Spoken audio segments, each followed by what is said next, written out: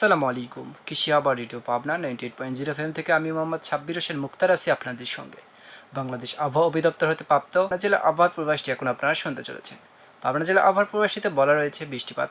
আজ পাবনা জেলায় কোথাও বৃষ্টিপাত হওয়ার সম্ভাবনা নেই। আজকে পাবনা জেলার সর্বোচ্চ তাপমাত্রা হবে 41.4 ডিগ্রি সেলসিয়াস এবং আজকের দিনের সর্বনিম্ন তাপমাত্রা 28.6 ডিগ্রি সেলসিয়াস। আপেক্ষিক আর্দ্রতা 35.2 হতে 68.0 শতকরা। বাতাসের গতিবেগ 19.7 কিলোমিটার/ঘন্টা। বাতাসের দিক দক্ষিণ উত্তর দক্ষিণ। মেঘের পরিমাণ পরিষ্কার। সুপ্রিয় শ্রোতামণ্ডলী, এতক্ষণ আপনারা শুনলেন পাবনা জেলা আবহাওয়া পূর্বাভাস। এবার চলুন শুনে আসি কৃষি বিষয়ক তথ্য। সুপ্রিয় শ্রোতামণ্ডলী, এতক্ষণ শুনলেন আপনারা কৃষি বিষয়ক তথ্য। যেহেতু পাবনা জেলায় এ পর্যায়ে 80% ধান পরিপক্ক ও কর্তন পর্যায়ে রয়েছে, তাই এ সময় আমাদের বীজ সংরক্ষণ সম্পর্কে ভালোভাবে জানা প্রয়োজন। এই বীজ সংরক্ষণ সম্পর্কে ভালোভাবে জানার জন্য চলুন বীজ সংরক্ষণ সম্পর্কে একটি নাটিকা শুনে আসি।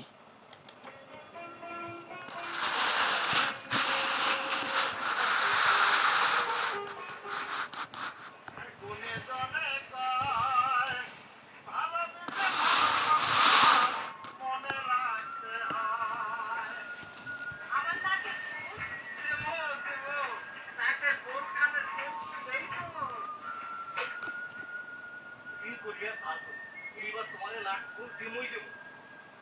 আপনি একটা বোকা, ভালো কিছু চাষটা কইরা খাল শুধু বোকা, বড় হয় পাংপা। আর আপনি সারা বছর বেকার। ফসল ফলাই বীজে প্রত্যেক তো বীজে ভালো বীজের বড়ই অভাব। বীজটা যদি করে উৎপাদন, তাহলে অন্যের উপর ভরসা করার কি বা প্রয়োজন? তা তো করি, কিন্তু ভেজাল হয়ে যায়। খাঁটি বীজ কেমন করে পাই? আধুনিক জাতের প্রত্যেক বীজে চাষ করতে বীজে আহা, নিজেই তো করি, এরপরও কত দৌড়াদৌড়ি। শোন বলি, কেমনে করবি বীজ ফসলের চাষ? এমন করে রাখবি জমি অন্য জাতের মিশেল না হয়, বীজ ফসলের জমিটাই পৃথক রাখতে হয়।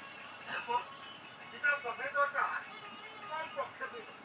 এই ফুল আসার কালে ফসল কাটার আগে হিসাব বসাই লাগে। এত ফলন, চারশো পাবন, 70-80% পাখি। বা বাস দেখি সব বীজাণু।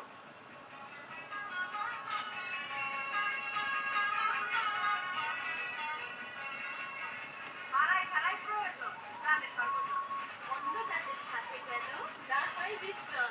বীজটা যদি ছোট পাকা নষ্ট হওয়ার ভয় থাকে না। কেমনে বুঝি ভালো মতো শুকাই যদি দাঁতে কাটলে কটকট।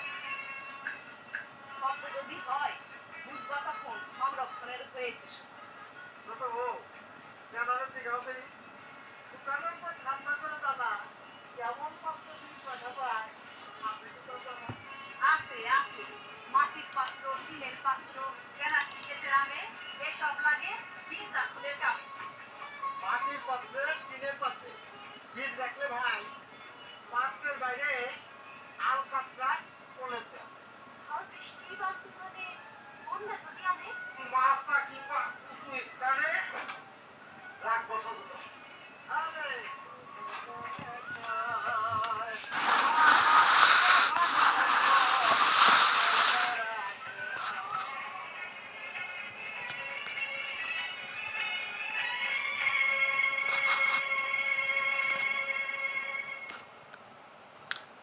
সুপ্রিয় শ্রোতামণ্ডলী, আপনারা শুনলেন বীজ সংরক্ষণ সম্পর্কে একটি নাটিকা। এই বীজ সংরক্ষণ সম্পর্কে নাটিকার মাধ্যমে বলা হলো বীজটি আমাদের কীভাবে সংরক্ষণ করতে হবে, কীভাবে কর্তন, মাড়াই, ঝাড়াই এবং কীভাবে সংরক্ষণ করে রাখতে হবে।